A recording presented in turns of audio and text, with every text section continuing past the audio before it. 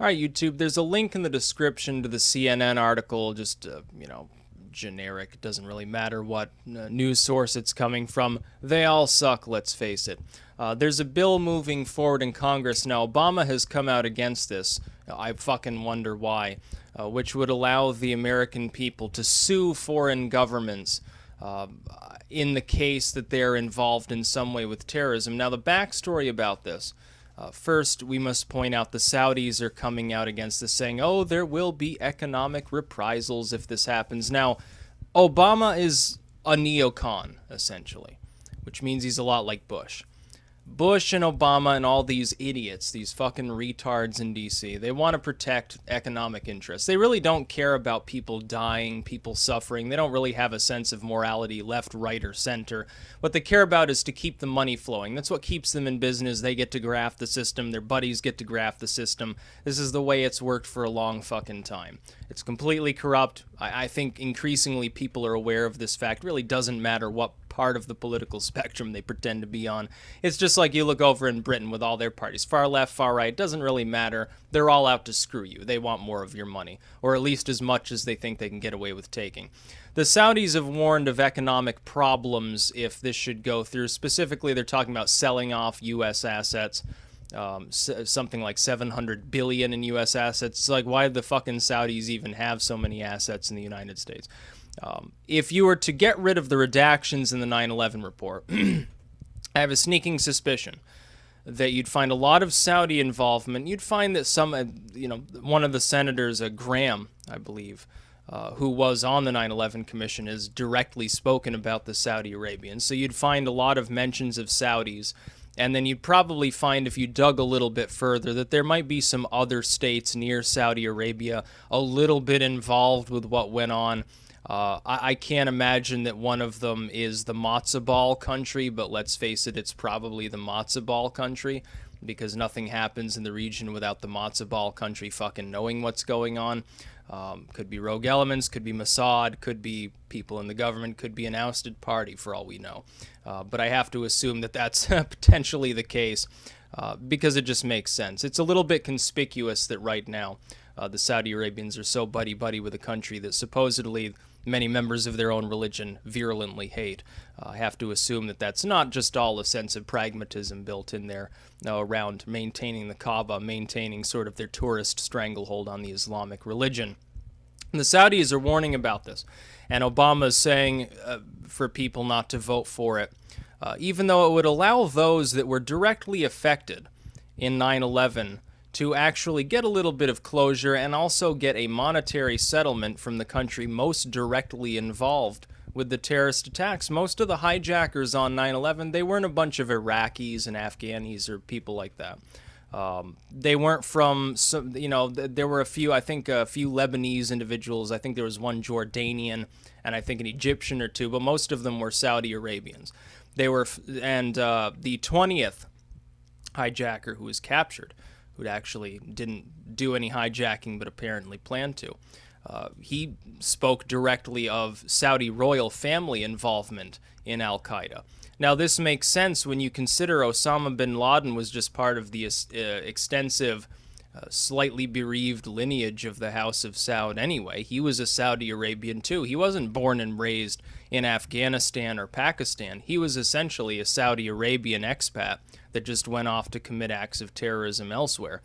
I'm finding it very funny that there will be people who actually support Obama on this, preventing the families of those afflicted by Saudi terrorism from suing the nation of Saudi Arabia. Now, John Kerry comes out and says, oh, well, it'll open up Americans for lawsuits from other countries. No, it won't. We're not talking about something like what Germany is doing right now with Turkey. We're not talking about an instance where a foreign leader was insulted. Some arcane rule that only that fucking country has was broken, and so they're going to come in and sue the citizen of a foreign nation. We're talking about something that most of the world recognizes as a problem, which is militants, essentially. If you have a government like the Saudi government, the House of Saud, I believe, was directly involved with 9/11, directly financing the madrasas, directly funding the types of ideologies, at the very least, that lead to this sort of attack, if not funding the terrorists themselves in some manner. If you have a government doing that, and it gets exposed for having done that, the rest of the world will consider that state to be a pariah. They will hold that government in contempt. There are a few situations in time, in recent living memory, like with the Khmer Rouge, like with Pol Pot's people, where the Western world has bit the bullet and declared that a completely dysfunctional, violent, aberrant, tyrannical government was actually the legitimate governing force. Other than that, generally speaking, they don't tolerate it very well. You look at North Korea. North Korea is a fucked up state. Does the Western world regard Kim Jong-un as a legitimate leader, a legitimate elected official, or a legitimate lineage official within that nation? No, we don't do any real business with them, other than we allow the Chinese to keep buying their coal so that they don't all fucking starve to death. And we attempt to maintain some degree of diplomacy just so we don't have an escalation of tension on the Korean Peninsula. The Saudi Arabian government is the biggest state sponsor of terror in the world. It's not the Iranians, it's not Bashar al-Assad, it's not some group in Afghanistan, it's not the Pakistanis, it's not Somali militants, it's not any of these things. It's not Russia, it's not the remnants of Soviet Russia, it's not even the US government, despite the fact that they overthrow regimes at a whim. It's the Saudi Arabians, because they take advantage of a strange politicized version of Islamic ideology. They take that and they get all their militants in with promises of 40 virgins, or, yeah, we'll make your family rich after you're dead. You know, you die with honor. You're going to die anyway. You know, you find somebody who's out in the desert farming sorghum or something and making $10 a year and is half starving anyway, and you offer them 3 meals a day and a tent to sleep in and the possibility of either paradise or $1 million if you survive or whatever. Some suicide mission, and at least your family gets to eat. A lot of those people are going to take them up on that offer. Now, what group is better equipped to pay that sort of fee than the Saudi Arabians? Think of all of the oil sales that they make. Now, look at the Saudi Arabian people. Yes, there are some urban developments in Saudi Arabia that are marginally developed. You look at most Saudi Arabians, they live on a few $100s a year or less. They are desperately impoverished. It's no shining white city on a hill as far as development goes. Where do you think that money's going? It's obviously not going into developing infrastructure outside of a few urban areas. A lot of it's getting siphoned off by the House of Saud itself. A lot of it goes to their military, which is, fairly well funded certainly for a third world nation. That's certainly not going back to the people, except in the form of breadcrumbs to keep them from completely and utterly collapsing as an economy. Where do you think the rest of that money goes? It goes towards exporting militant ideology. And it allows the Saudi Arabians, under the auspices of their capability to do so and rely upon multiculturalists in the West to turn a blind eye, it allows them to export militant ideologies to other countries. There are mosques in the United States, there are mosques in Europe that preach the sort of ideologies that the Saudis themselves helped to concoct. Now, the United States government, honestly, gets a little bit of a bad rap here, and I'm no fan of the U.S. government. I've made it clear. The Democrats and Republicans are just a bunch of fucking retards. They either don't know what they're doing or they do and they're completely corrupt. And I think it's a mix of both at this point. But they do get blamed for inventing Islamic terrorism, inventing the concept of physical jihad as though it never existed before, and that's just not the case. The very concept existed over 1,000 years ago. It was simply taken and politicized more effectively by the Saudi Arabians. Now, for the U.S., which buys all of that oil, you think that they're going to come cracking down on that ideology and risk an oil war or something like that? No, at the time, of course they couldn't. Now we see, though, and I predicted this, did I not, a few years ago? I said because the Western world is beginning to wean itself off of oil, you're going to see the house of cards in Saudi Arabia especially, only the Middle East in general, collapse. It's going to come crashing down. They do not have any other major export. They're trying to posture themselves in such a way that their economy can survive. They're sort of going for the we will launder your money for a slight grafting fee thing. There's already Panama and Cyprus and places in Switzerland and places like that for this, though. So there's really no purpose to it. I don't know exactly what they're trying to do. They're trying to move to renewables so they can keep electricity going. They're talking about more irrigation or whatever. Ultimately it's not really going to work well. They're going to slide backwards. It's just a matter of how much. Do they hit a recession? Do they hit a depression? Do they collapse outright? You're seeing it begin faster than I expected. I think part of it has to do with the fact that Iran's oil is now flowing to a degree. You have oil now in Nigeria, especially coming from places in Africa. You have the birth of the boom oil in Canada and the United States, and even now I believe Mexico as well. So you don't have necessarily as much of a center of power in Saudi Arabia. And with use of oil declining in some parts of the world, or at the very least not growing, it's strangulating the Saudi economy to an extent. And so they've revised their estimates of growth downward. They've had to make some tough decisions. They're going to get tougher. And so the Western world feels emboldened to finally keep them accountable for what they've done, which is 9/11. That was a Saudi job. The Saudis essentially did it. Now, I choose to believe that there were at least groups, based on the reports from 9/11 itself, as well as common sense alone. I choose to believe that there were other countries, conspicuous nations that pretend to be the greatest ally of the United States. You probably know what nation I'm talking about, that knew what was going to happen or had a general idea of what was going to happen and just said fucking nothing. Netanyahu has alluded to this in his own words in his own private conversations. But the Saudis need to be held accountable. They were the ones actually getting these people onto planes to conduct the attacks that they did. I think that you saw a great deal, by the way, and this is where I will differ from some of the more blind, scatter-minded conspiracy theorists. A lot of people still believe that the towers were brought down by thermite, that the Pentagon was hit by a missile, or it was all, it was planted explosives and then there was a hologram or something like that. I choose to believe that a lot of those stories were actually put onto the sort of early conspiracy forums by the government itself, specifically with the eye to disenfranchise what actually happened. You see, you have something going on that's fishy, and you don't want somebody to find out what's going on. So you then spin a bigger, more conspiratorial story that will draw in those that actually feel strongly about the issue in a conspiracy manner, like flies, so that they will then begin calling one another shills if they deny that story, which you concocted in the first place as like a CIA agent or something. They will call you a shill for speaking about that, even though you're closer to the truth. So I would say to them, the Saudis did 9/11. I mean, look at the fucking redacted portion of the report that we're probably going to get to read if Trump's elected. It implicates the Saudis. We've got a former senator telling us it implicates the Saudi Arabians. Yeah, we can talk all day about Israeli involvement, Egyptian involvement, whatever. But we know the Saudis were involved because they're actually listed there as having been involved. We've got the so-called 20th hijacker admitting in his own words, yeah, the House of Saud is directly involved with Al-Qaeda, which makes sense because Osama was a Saudi Arabian. He wasn't an Afghani or anything like that. We know that to be the case. But yet, because they've heard of thermite and nanothermite and holograms and missiles and all of this other bullshit, they're convinced that that's what happened, that it's like a total woo-woo conspiracy from the X-Files.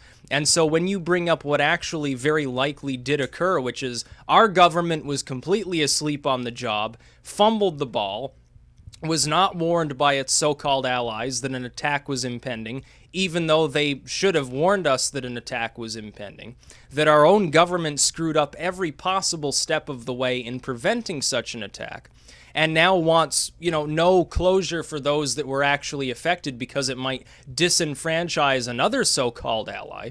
When you bring that up, they'll call you a shill. It's actually fantastic. It's the easiest way to derail truth. If you want to derail a truther movement, all you have to do is spin a story that sounds more conspiratorial. Very easy to do. You can do it about anything.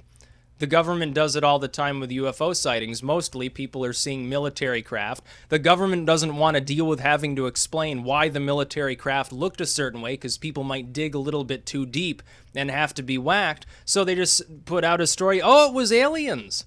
It was little green men. Oh yeah, by the way, they abducted a couple cows. They'll go off and kill them themselves, by the way. They'll do that to cover up what actually happened. You think they want their military secrets slipping out? Of course, they've been doing this for decades. They've been doing this since the Second World War. Really, all of the government posturing that has happened in this country recently is just post-World War II atomic era stuff to keep the world from imploding.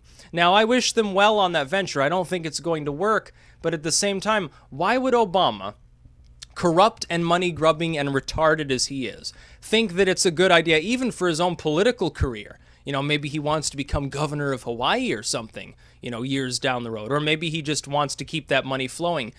Doesn't it disenfranchise his ability to defend his allies from further probes into their corruption? To do something so obviously stupid as to say, no, the 9/11 family shouldn't have the ability to go after the government most directly involved in what happened. It was a criminal act. The Saudi government directly financed terrorism against the United States. We know that they did. It's right there in the report, and you and I will probably get to read it fairly soon, if things go well. And when that can of worms is open, people like Obama and Bush, we're going to be looking back and gagging when we have to say their names, because we're going to see their corruption on full display. We're going to realize, oh, that's why he didn't want the report released.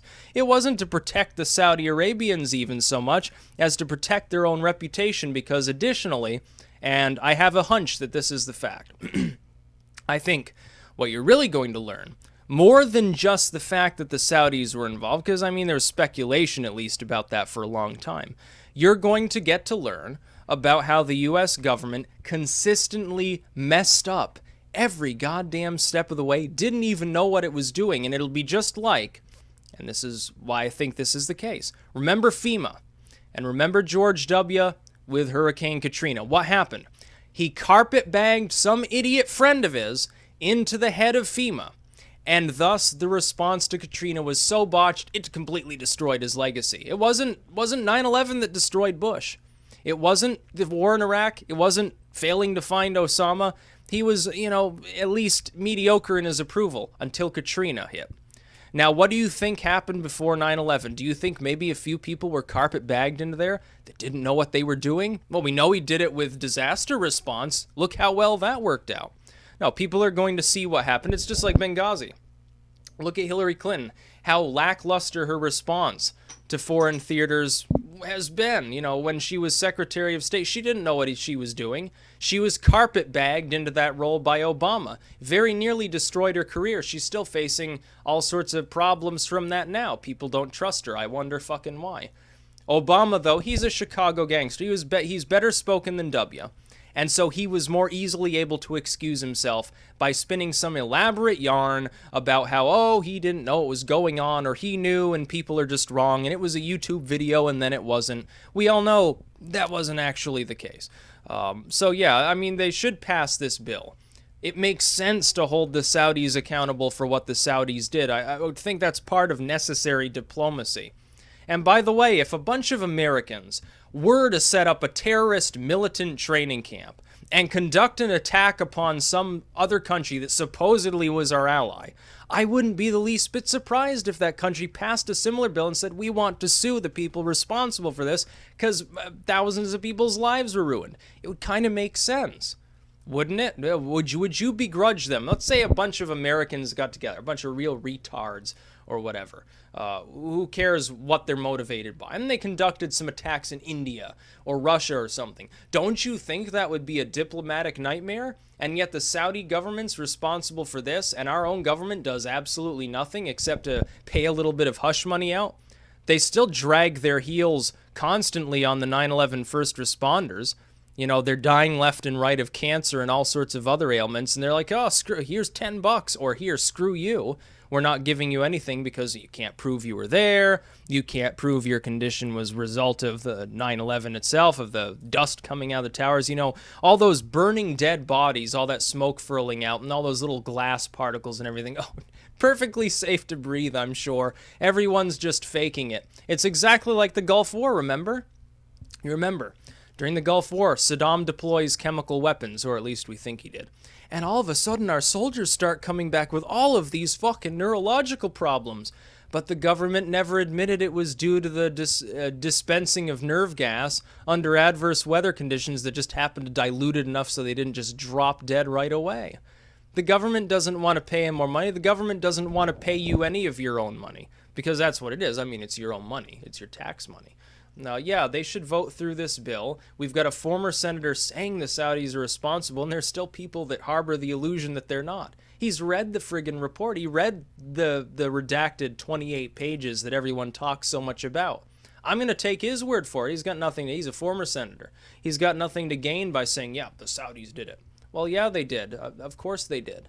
We all know that the Saudi Arabians did 9/11. Osama was a Saudi Arabian. The hijackers were mostly Saudi Arabians.